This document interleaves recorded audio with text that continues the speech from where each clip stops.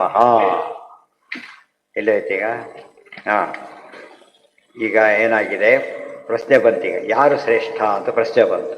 ನನ್ನಿಂದ ದೇಹ ಉಳಿದಿದೆ, ನನ್ನಿಂದ ಆಫೀಸ್ ಇದೆ ಅಂತ ಅಟೆಂಡರ್ ಹೇಳಿದ್ರೆ ಹೇಗಿರೋದು, ನನ್ನಿಂದ ಆಫೀಸ್ ಇದೆ ಅಂತ ಗೊತ್ತಾ? ಇಲ್ಲ, ಯಾರೋ ಹೇಳಿದ್ರೆ ಅದಕ್ಕೂ ಅರ್ಥ ಇಲ್ಲ.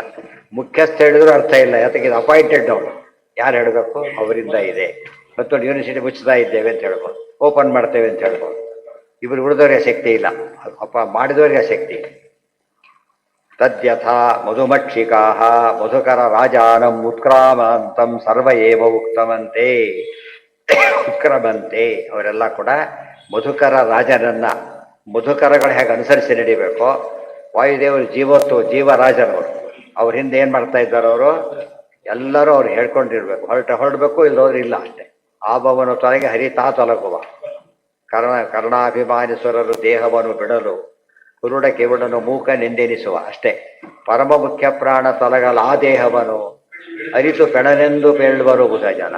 ಅದನ್ನು ಹೆಣ ಅಂತ ಕುರುಡನ ಹೆಣ ಅಂತ ಕರೆಯೋದಿಲ್ಲ, ಕಿವುಡನ ಹೆಣ ಅಂತ ಕರೆಯೋದಿಲ್ಲ, ಮೂರ್ಛಿತನಾನು ಹೆಣ ಅಂತ ಕರೆಯೋದಿಲ್ಲ, ಕೋಮಾದಲ್ಲಿದ್ದರೂ ಹೆಣ ಅಂತ ಕರೆಯೋದಿಲ್ಲ.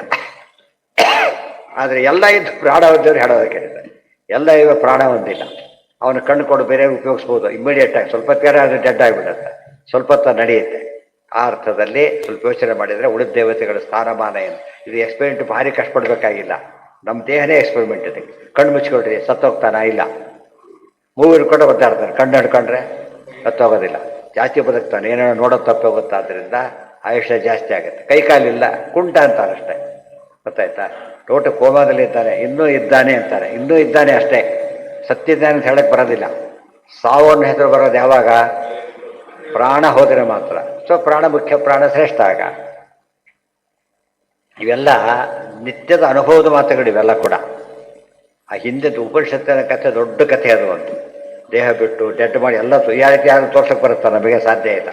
ಬಟ್ ಅನುಭವ ಹಾಗೆ ನೋಡಕ್ಕೆ ಬರುತ್ತೆ, ಗೊತ್ತಾಯ್ತಾ? ಕತ್ತಿ ಹಿಡಿದು ಒದರ್ತಾನೆ, ಕಟ್ಟು ಹಿಡ್ದ ಯಾವುದಕ್ಕೆ ಅಫೆಕ್ಟ್ ಆಯ್ತು ಅದು. ಈ ಕಣ್ಣಿಗೆ ಮುಚ್ಚಿದ್ರೆ ಒದರೋದಿಲ್ಲ, ಇವು ಮುಚ್ಕೊಂಡ್ರೆ ಒದರೋದು. ಕಣ್ಣು ಮುಚ್ಕೊಂಡ್ಬಿಟ್ರೆ ಏನಾಗುತ್ತೆ, ಇವು ಕತ್ತಿ ಹಿಡಿದು ಬಿಟ್ರೆ, ಕತ್ತಿ ಹಿಡಿದು ಮೂಗು ಹಿಡಿದು ಬಿಟ್ರೆ ಒದ್ದಾಡಿಬಿಡ್ತಾರೆ. ಯಾಕೆ, ಪ್ರಾಣ ಇಂಪಾರ್ಟೆಂಟ್ ಅಂತ ಗೊತ್ತಾಗಿ. ಅಷ್ಟು ಎಕ್ಸ್ಪೀರಿಯನ್ಸ್ ಸಾಕು ನಮಗೆ, ಗೊತ್ತಾಯ್ತಾ? ಅದು ಉಪನಿಷತ್ ಕಾಲದಿಂದನೂ ಅನುಭವಕ್ಕೆ ಬರತಕ್ಕಂಥ ವಿಚಾರ ಹೇಳಿದ್ದಾರೆ.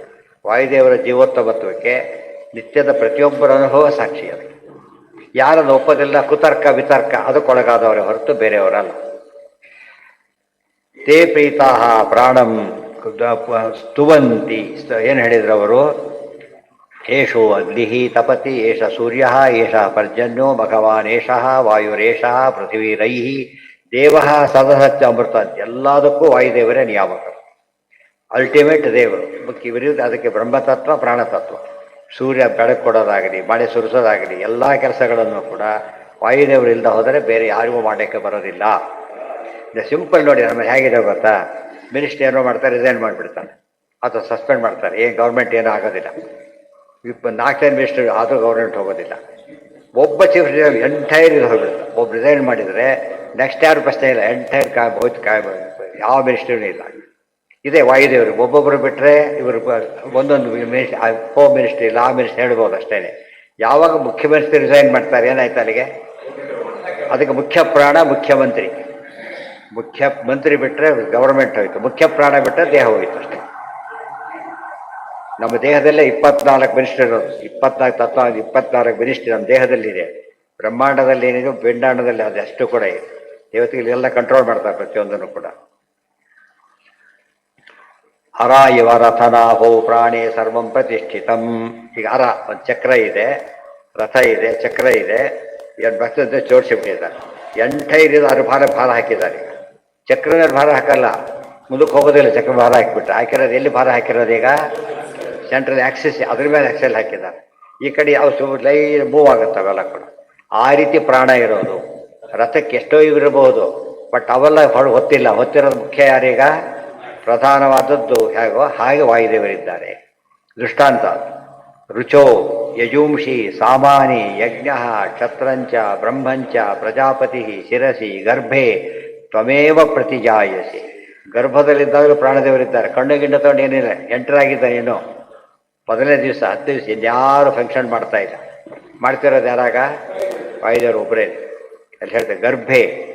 ಎಷ್ಟು ಮಹಿಮೆ ಇಷ್ಟು ಹೇಳಿದ ಮೇಲೆ ನಾವು ವಾಯುದೇವರ ಮಹಿಮೆಯನ್ನು ಪ್ರತಿಯೊಬ್ಬರಿಗೂ ಅಪ್ಲೈ ಆಗೋದಿದು.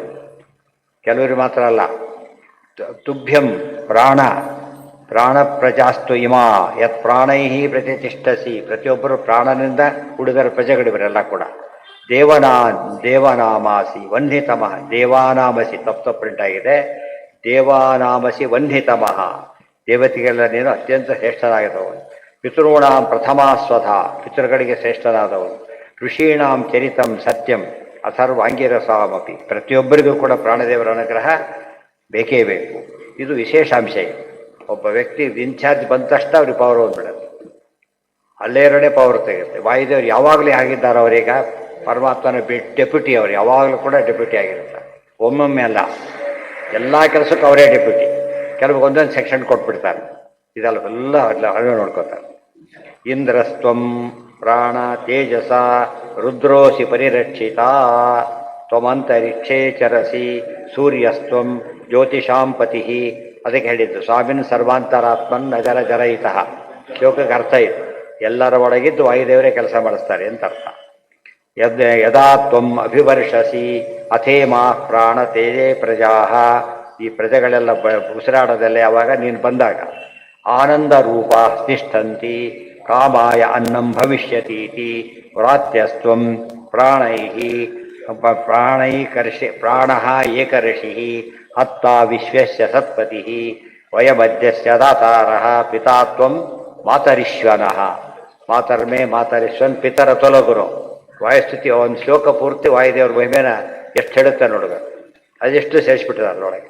ಯಾಕೆ ನೋಡ್ತಾ ಹೇಳ್ತಾರೋ ಆಚಾರ್ಯ ನೋಡ್ತಾ ಹೇಳಿರೋದ್ರಿಂದ ಕಣ್ಣಿಗೆ ಕಾಣಿಸುತ್ತೆ ಅವ್ರಿಗೆ. ಪ್ರಾತ್ಯಸ್ತ್ವಂ ಪ್ರಾಣೈ. ಇವತ್ತು ಕಾಮೆಂಟ್ರಿ ಕೊಡ್ತಾರಲ್ಲ, ನೋಡ್ಕೊತ ಕೊಡ್ತಾರೋ ಕೇಳ್ಕೊತ ಕೊಡ್ತಾರೆ. ಲೈವ್ ನೋಡಿದ್ರು ಅದಕ್ಕೆ ಅದು ಕೊಟ್ಟಿದ್ದೆಲ್ಲ ಲೈವ್ ಕೊಟ್ಟಿರೋದು. ಹಾಗೆ ನೋಡ್ತಾ ಹೇಳ್ತಾ ಇದ್ದಾರೆ. ಇಂದ್ರಸ್ತ್ವಂ. ಇಂದ್ರ ಆಗಿದ್ದಾರೋ, ಇಂದ್ರ ಪದವಿಯಲ್ಲೇ ಇದ್ದವರು. ಮತ್ತು ಇಂದ್ರನೊಳಗಿರೋರು ಪ್ರಾಣ. ಹೇ ಪ್ರಾಣ ತೇಜಸ ರುದ್ರೋಸಿ. ರುದ್ರ ಪರಿರಕ್ಷಿತ. ತ್ವಂ ಅಂತರಿಕ್ಷೇ ಚರಸಿ ಸೂರ್ಯಸ್ತ್ವಂ ಜ್ಯೋತಿಷಾಂಪತಿ. ಯದಾ ತ್ವಂ ಅಭಿವರ್ಷಸಿ ಅಥೇಮಾ ಪ್ರಾಣತೆ ಪ್ರಜಾ.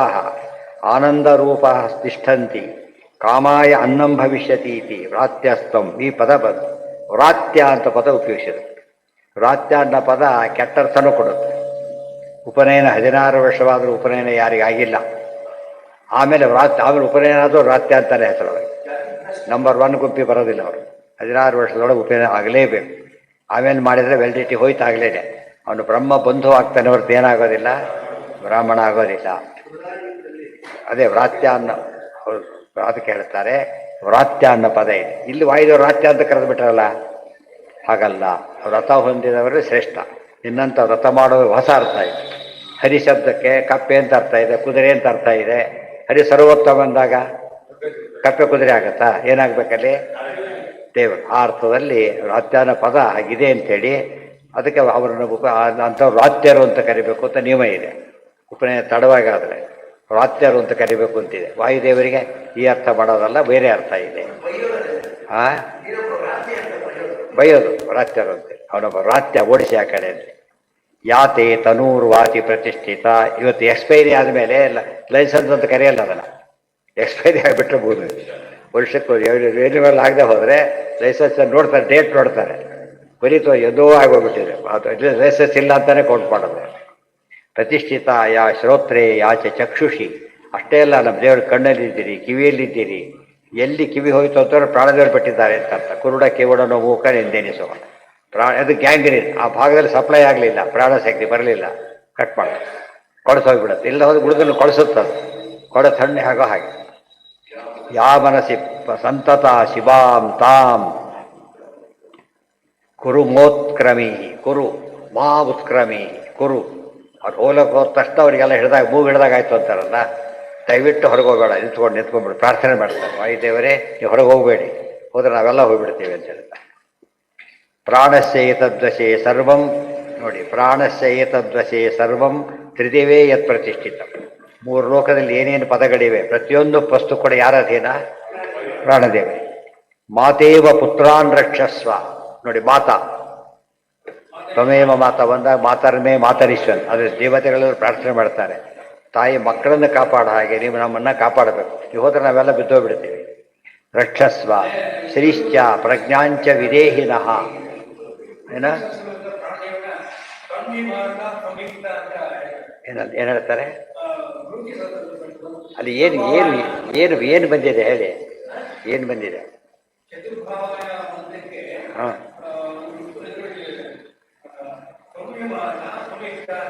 ಅಲ್ಲ ಅನುಕೂಲವಾಗಿದೆಯಲ್ಲ, ಇಲ್ಲೇ ಇದೆಯಲ್ಲ. ಇಲ್ಲಿ ಹೇಳಿದ್ದಾರೆ ಯತೆ ಪುತ್ರಾನ್ ರಕ್ಷಸ್ವ. ದೇವತೆ ಉಳಿದವರೆಲ್ಲ ನಮ್ಮನ್ನು ತಾಯಿ ಅಂತ ಕರೀತಾರೆ, ಪ್ರಾಣದೇವರೆಲ್ಲ ಎಷ್ಟು ಉನ್ನತ ಸ್ಥಾನದಲ್ಲಿ ನೋಡ್ತಾನೆ.